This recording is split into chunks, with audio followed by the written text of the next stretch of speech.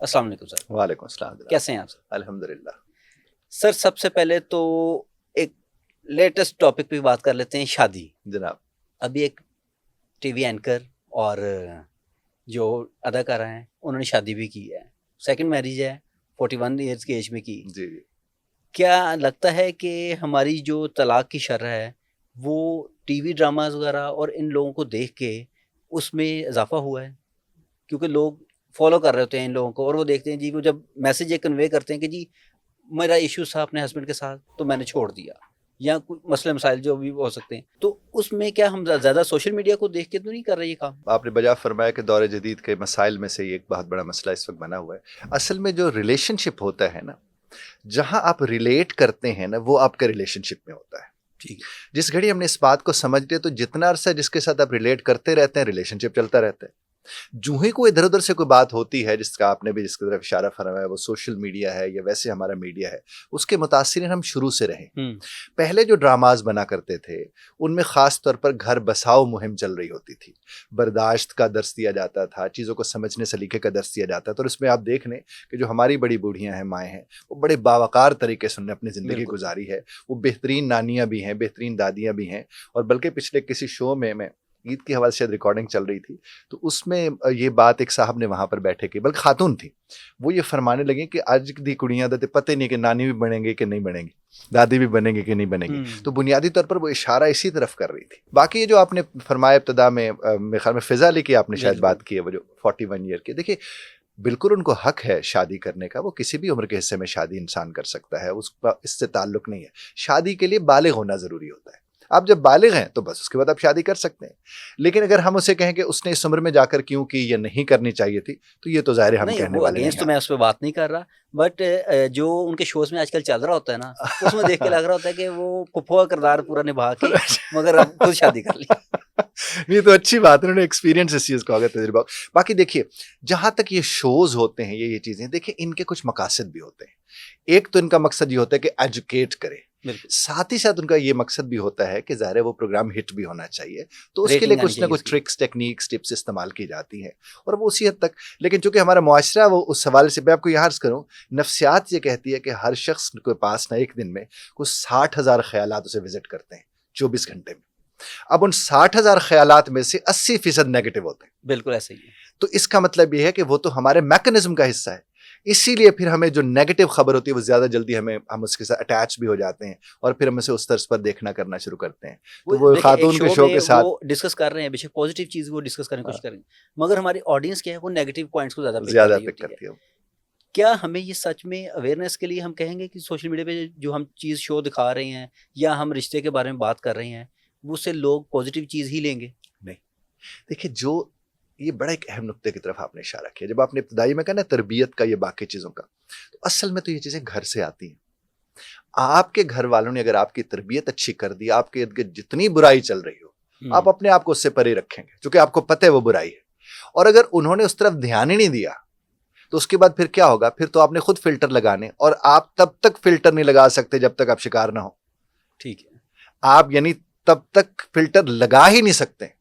آپ نے اس کا حصہ بنے, آپ کو لگا نہیں یار یہ ٹھیک نہیں تھا, آپ کو اس کا تجربہ ہوا.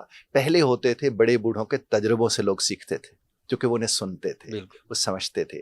وہ جو گلی محلے کے کونے پہ بیٹھے سفید داڑھی والے بزرگ ہوتے تھے, وہ بینچ پہ بیٹھے ہوتے تھے, وہ آتے جاتے بچوں کو روک کے اس طرح بات کرتے تھے جیسے واقعی ان کے دادا ہیں, واقعی ان کے نانا یا بابا ہیں, اور وہ وہی عزت احترام انہیں دیا کرتے تھے, اور انہیں سیکھ ملتی تھی.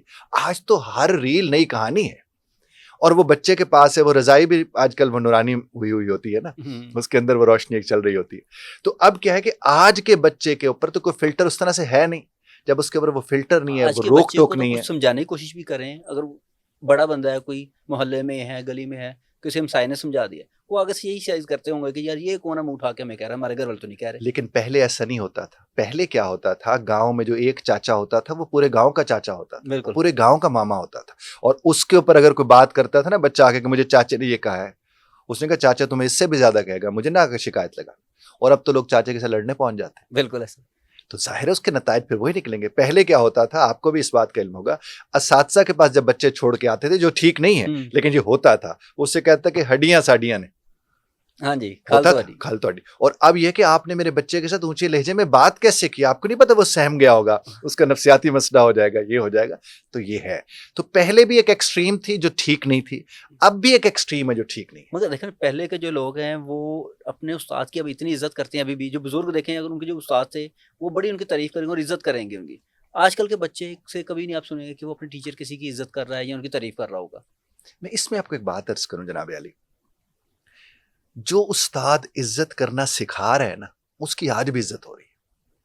اب یہ استاد کے اوپر ہے, لیکن استاد اگر سکھانا بھی چاہے تو جو مینجمنٹ ہے اس نے اس کو اتنا پابند کر دیا ہے لیسن پلاننگ میں کہ تم نے 2 منٹ ادھر کھڑے ہو کے یہ والی بات کرنی ہے, 4 منٹ ادھر کھڑے ہو کے یہ والی بات کرنی ہے, تو وہ تربیت کی طرف جا ہی نہیں پاتا, وہ تو سلیبس کور کروانے میں لگا ہوا ہے. تو جب استاد سلیبس کور کروانے میں لگا ہوگا اور مینجمنٹ بھی اسی طرز پر اسے دیکھ رہی ہوگی تو اس کے نتائج تو یہی نکل کر آئیں گے.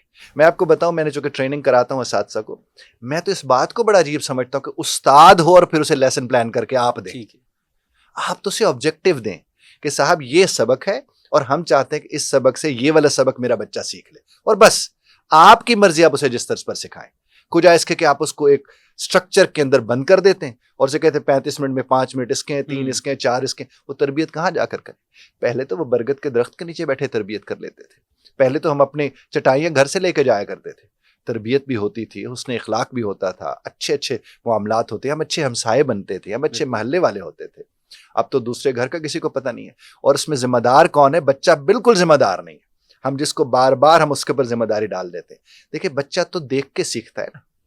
اب دیکھیے جس گھر میں پھپھو کے آنے پر جشن منایا جاتا ہے, اس گھر کے بچے سے یہ توقع رکھیں کہ وہ اپنی بہن کے لیے بھی اسی طرح کا بنے گا. بالکل اور اگر پھپھو کے آنے پہ منہ بن جائے گا تو پھر وہاں بھی وہی ہوگا. ایسا ہی. تو اس لیے بچہ جب دیکھ کے سیکھتا ہے تو اس کے ارد گرد کے لوگوں کو دیکھنا چاہیے. میرے پاس کچھ پیرنٹس آئے, وہ فرمانے لگے کہ ہمارا بیٹا جو ہے وہ بہت زیادہ بدتمیزی کرتے, عجیب عجیب سے جملے بولتے, عجیب سے لفظ بولتا ہے. تو اچھا وہ یہ جملے بول رہے ہیں اور میں والدین کو دیکھ ہی جا رہا ہوں. تھوڑی دیر بعد مجھے وہ فرماتے کہ ہم آپ کے ساتھ مسئلہ ڈسکس کر رہے ہیں اور آپ ہمیں دیکھ رہے ہیں. میں نے کہا جناب میں سبب دیکھ رہا ہوں. سبب آپ سے سیکھا ہے اس نے, اس محلے معاشرے سے اس نے سیکھا ہے جس کے آپ نے اس کو حصے کر دیا تھا. بالکل. تو یہ تو ہمیں ٹھیک ہونے کی ضرورت ہوتی ہے جناب.